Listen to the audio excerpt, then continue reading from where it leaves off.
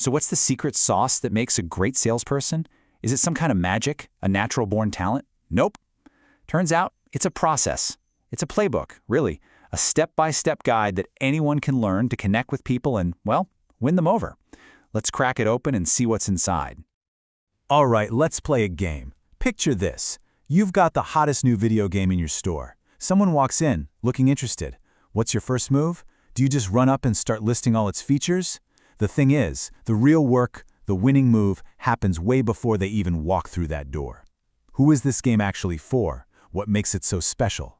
That's where the sale really begins. And that's our first big section, preparation. Because believe it or not, the most important part of any sale happens before you even say a single word to the customer. We call it the pre-approach. It's the homework, the groundwork that sets you up for success. Now, at the heart of all this prep work is a key idea called prospecting. It sounds fancy, but it's really simple. It's all the stuff you do to find your future customers. It's about figuring out and even predicting who might be interested in what you have to offer long before you ever meet them.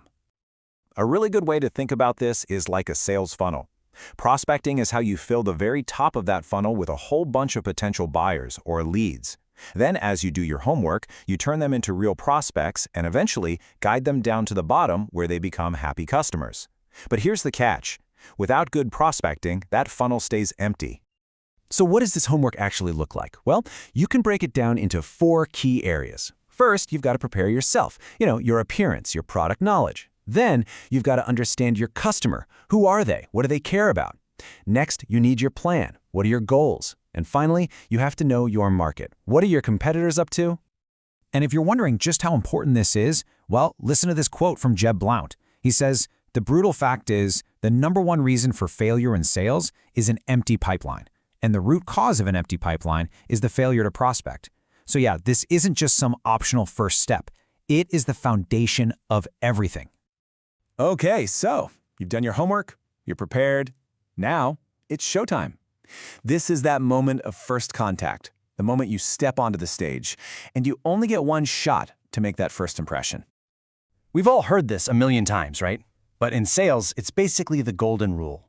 Those first few seconds can set the tone for the entire interaction. A great first impression, it builds instant trust, it opens the door. A bad one, it can slam that door shut before you even get a chance to knock. So, how do you actually nail that first impression? Well, it's about picking the right tool for the job. And in your toolkit, there are 3 main approaches you need to know. It really is all about reading the customer's signals. If someone's just casually browsing, you go with the social approach. A simple, "How are you today?" makes things feel welcoming. If you see them zeroed in on a specific item, that's your cue for the merchandise approach. That style is really popular this season. And if they look lost or like they're on a mission, jump right in with the service approach. "May I help you find your size?" 3 different keys for 3 different locks. Now, no matter which approach you use, the goal is always the same. Get a real conversation started. And your absolute secret weapon for this? The open-ended question. Instead of asking something that gets a simple yes or no, you use words like who, what, why, or how. It's an invitation for them to tell you their story, which is exactly the info you need to help them. Which brings us to our next step. You've opened the door, and now it's time to put on your detective hat. Your job now shifts from talking and presenting to listening and discovering. The guiding principle for any good detective comes from Stephen Covey. Seek first to understand, then to be understood. Before you even think about showing them a product, you have to genuinely understand the person standing in front of you. What's their problem? What are they hoping to achieve? You'll find that customers usually fall into one of 2 camps. First, you've got the decided customer. They've done their research. They pretty much know what they want. Your role here isn't to sell them, it's to be a helpful guide, confirming they've made a great choice. But then you have the undecided customer. They need your help, your expertise. That's when you use those amazing open-ended questions to guide them to the right solution. You also have to adapt to their personality. With a talkative customer, your main job is to just listen, really listen, and pick up on the important clues they're giving you. On the flip side, with an untalkative customer, you might need to gently prompt them with specific questions to help them open up. For both, the goal is the same. Just make them feel comfortable enough to share what they need. So when you boil it all down, understanding a customer really comes down to this: remembering they're a person, not a number. It takes active listening, being observant, and having a genuine desire to make their experience a great one. All right, you've done the prep, you've made a great first impression, and you play detective to really understand their needs. Now, and only now, are you actually ready to present the solution. This is where you connect the dots between your product and that person. And if you remember only one thing from this whole section, please let it be this.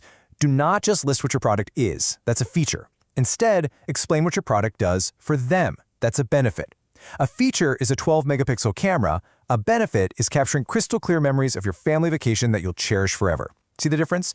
Always sell the benefit. A truly great presentation feels more like a conversation than a lecture. You can start by getting little agreements along the way, like, this color looks great, right? Just to build some momentum. Then, you really drive home those benefits of owning it. And don't just tell them, show them. Demonstrate how it works. And finally, the most powerful move of all. Put it in their hands. Let them feel what it's like to own it. Want to make that presentation even more powerful? Start with things you can both easily agree on. Try to appeal to their senses, their imagination. Share what you know to build your credibility. And, of course, always highlight what makes your product the absolute best choice out there. This all brings us to the final and I think the most important part of the entire playbook. Because the goal of all these steps, it isn't just to make a single sale. The real goal is to build something that actually lasts. When you follow this process, when you do your homework, approach people with respect, really try to understand them, and present a solution that genuinely helps, you're doing so much more than just selling something. You are building trust, you're creating a positive experience, and that is how a one-time buyer becomes a loyal customer for life. So I'll leave you with this final thought. The sale might be over when they walk out the door with their purchase, but if you followed the playbook the right way, the relationship has only just begun.